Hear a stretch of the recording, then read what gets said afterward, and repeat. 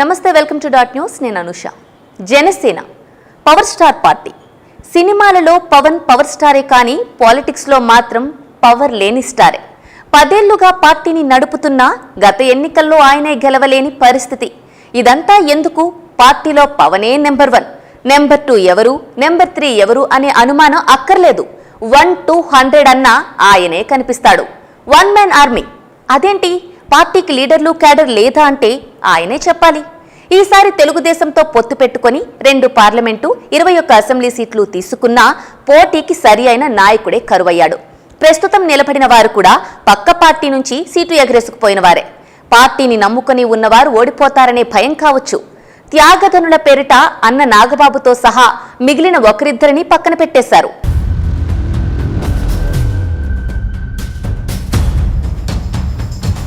పోటీకి లీడర్లే కరువైతే ఎన్నికల ప్రచారానికి స్టార్ క్యాంపెయినర్లు ఎలా వస్తారు మన వేదిగాని. అందుకే జనసేన జబర్దస్త్ స్టార్ క్యాంపెయినర్లను ప్రచారం కోసం ప్రకటించింది. పార్టీ విడుదల చేసిన లిస్ట్ చూస్తే మీరే ఒప్పుకుంటారు నిజంగా జబర్దస్త్ ఆర్టిస్టులేనని.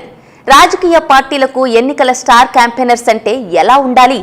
పార్టీలో సీనియర్లు, అనుభవజ్ఞులైన వారు, ధారాళంగా ప్రసంగించేవారు ఉంటారు. జనసేన స్టార్ క్యాంపెయినర్స్ లిస్టు చూస్తే ఒకరిద్దరు ఓకే అయినా మిగిలిన వారు నిజంగా comedy స్టార్లే.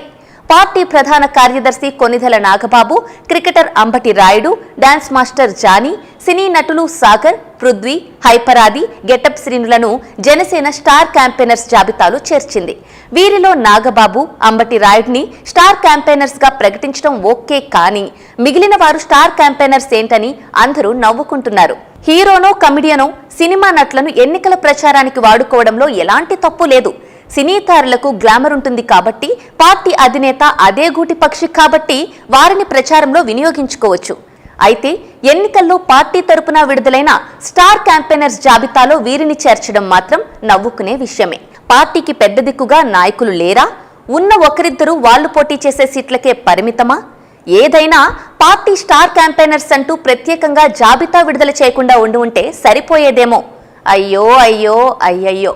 Please subscribe dot news.